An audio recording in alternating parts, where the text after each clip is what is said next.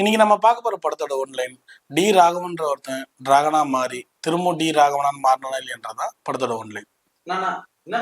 உடனே கொஞ்சம் புரியாம சொன்னா சொன்னா புரியாது சார். ஸ்கூல் வரைக்கும் நல்லா படிக்கிற நம்ம ஹீரோ கோல்டு மெடல் வாங்கி தான் லவ் ப்ரப்போஸ் பண்ணுற வைரகத்தோட படிச்சு கோல்டு மெடலும் வாங்கி லவ்வும் ப்ரப்போஸ் பண்றாரு. அப்போ அந்த பொண்ணு எனக்கு உன்ன மாதிரி பசங்களை பிடிக்காது, நீ ரொம்ப நல்லவனா இருக்க, நீ ரொம்ப நல்லா படிக்கிற அப்படின்னு சொல்லி அவங்களை ரிஜெக்ட் பண்ணிடுறாங்க. இதனால வெக்ஸ் ஆகிற நம்ம ஹீரோ டி ராகவன்றவர் டிராகனா மாறி காலேஜுக்குள்ள போய் ஜாயின் பண்றாரு. அப்படி ஜாயின் பண்றவர் ஒரு டானா மாறுறாரு. டானா மாறி அவர் பண்ண ஒரே சாதனை என்னன்னா 48 அரியர் வைக்கிறது. அப்படி 48 அரியர் வச்சு வேலைக்கு போகாம பெற்றவங்களை ஏமாத்தி ஃப்ரெண்ட்ஸ் கிட்ட இருந்து காசு வாங்கி குடும்பத்தை ரன் பண்ணிட்டு வராரு. இது நடுவில் 6 வருஷம் லவ், அந்த லவ்வும் கடைசியில் பிரேக்கப் ஆயிடுது.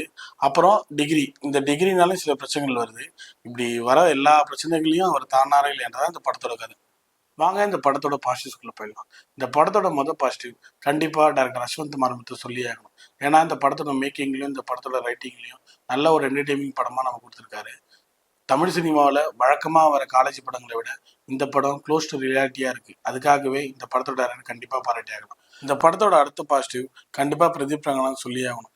ஏன்னா இதுக்கு முன்னாடி அவர் நடித்த லவ் டுடே படம் பெரிய ஹிட் ஆனதுனால இந்த படத்துக்கான எதிர்பார்ப்பு பெரிய அளவில் இருந்தது. இந்த எதிர்பார்ப்புக்கு ஏற்ற மாதிரி இந்த படத்துலையும் ரொம்ப சூப்பராகவே நடிச்சிருக்காரு. குறிப்பாக சொல்லணும் அப்படின்னா இந்த படத்தில் பொய் சொல்லி சமாளிக்கிற நிறைய சீன்ஸ் வரும். அந்த எல்லா சீன்ஸ்லையுமே ரொம்ப காமெடியாகவே பண்ணியிருக்காரு. அடுத்து கிளைமேக்ஸ் அண்ட் ப்ரீ கிளைமேக்ஸ் ரெண்டு இடத்துலையுமே எமோஷனல் சீன்ஸ் நிறைய வருது.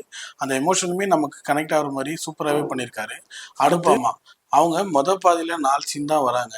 2ஆம் பாதியில் அவங்களுக்கு உண்டான சீன்ஸ் நிறைய இருக்குது. குறிப்பாக எமோஷனல் சீன்ஸ் 2-3 இருக்குது. அதுலேயுமே அவங்க சூப்பராகவே பண்ணியிருக்காங்க. அடுத்த ஹீரோயின் காய்டு, அவங்களுக்கு உண்டான ரோலை நல்லாவே பண்ணியிருக்காங்க. அடுத்து விஜய் சித்து அண்ட் அர்ஷத் கான், இவங்க 2 பேரும் சோசியல் மீடியா வர்றதுனால இவங்க ஒரு ப்ரொமோஷன்ஸ்க்காக யூஸ் பண்ணுறாங்களான்னு நினச்சிட்டு இருந்தாங்க.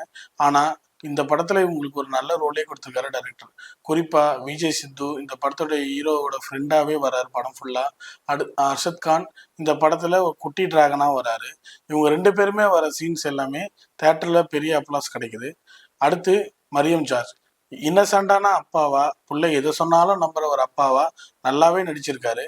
குறிப்பா செகண்ட் ஹாஃப்ல கிளைமேக்ஸ்ல வர ஒரு எமோஷன் சீன்ஸ்ல அவர் நம்மளை அழவே வச்சிடுறாரு. அடுத்து மிஸ்கின், அவருக்கு உண்டான ரோல்ல அவர் என்ன பண்ணுமோ அதை நல்லாவே பண்ணியிருக்காரு. KS ரவிக்குமார், JVM, ஹீரோவோட அம்மா வரவங்க, இவங்க எல்லாருமே அவங்களுக்கு உண்டான ரோலை ரொம்ப நல்லாவே பண்ணியிருக்காங்க. அடுத்த பாசிட்டிவ் மியூசிக், லியோன் ஜேம்ஸோட பேக்ரவுண்ட் மியூசிக்கும் பாட்டும் ரொம்ப நல்லாவே வந்திருக்கு. குறிப்பாக சொல்லணும்னா சிம்பு பாடின ஒரு பாட்டும் செகண்ட் ஹாஃப்ல அர்ஷத் கான் ஆடுற ஒரு பாட்டும் ரொம்ப நல்லாவே பண்ணியிருக்காரு. அடுத்து சினிமாட்டோகிராஃபி படத்துல ரொம்ப நல்ல ப்ரெசென்ட்டாகவே வந்திருக்கு. இந்த படத்துல நெகட்டிவ் பத்தி சொல்ல பெருசா எதுவும் இல்லை. ஆனா எனக்கு இந்த படத்துல பாதி கொஞ்சம் லேகா இருக்கிற மாதிரி ஃபீல் ஆச்சு. மேபி நீங்க ஃபேமிலி அண்ட் ஃப்ரெண்ட்ஸோட போய் பார்த்தீங்கன்னா உங்களுக்கு அது ஃபீல் ஆகாம கூட போகலாம். இந்த படம் உங்க காசுக்கும் நேரத்துக்கும் ஒருத்தான படமா இருக்கும். ஃபேமிலியோட போய் பாருங்க. இந்த மாதிரி புது புது படங்களுக்கான ரிவ்யூஸ் பார்க்கணும் அப்படின்னா CMS சேனலை சப்ஸ்கிரைப் பண்ணுங்க. நான் உங்கள் முத்துமணி மகாலிங்கம்.